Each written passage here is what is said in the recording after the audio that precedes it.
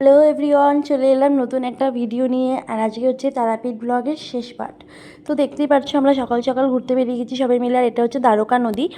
মানে এই দ্বারকা নদী দিয়ে মানে অনেক কিছু আছে, যাই হোক আমি জানি না।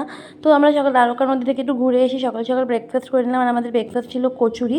এখানে আমরা সবাই ব্রেকফাস্ট করে নিচ্ছি, সানাও ব্রেকফাস্ট করে নিচ্ছে, কারণ আজকে আমাদের ট্রেন দুপুর 2:10-এ। তো তাই জন্য তাদের ব্রেকফাস্ট করে নিচ্ছি। তারপর ব্রেকফাস্ট হয়ে যাওয়ার পর আমরা একটু শ্মশানে চলে গেছিলাম, কারণ রাত্রির হয়ে গেছিলো, প্লাস বৃষ্টিও পড়ছিলো বলে আর শ্মশানে যেতে পারিনি সেইভাবে। তো ওই জন্যই সকালবেলা শ্মশানে চলে গেছিলাম শ্মশান দর্শন করতে।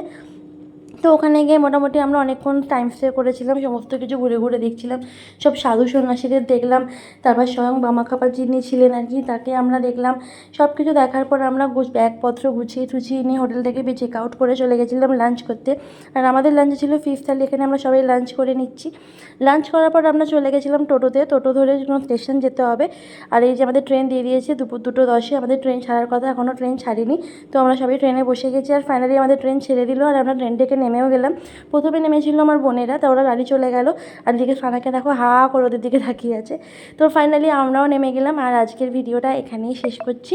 দেখা হচ্ছে নেক্সট কোনো ভিডিওটা। ততক্ষণ ভালো থেকো, সুস্থ থেকো, সবাইকে ভালো রেখো। আর আমার ভিডিওটা ভালো লাগলে please like, comment, share and subscribe করে দিও।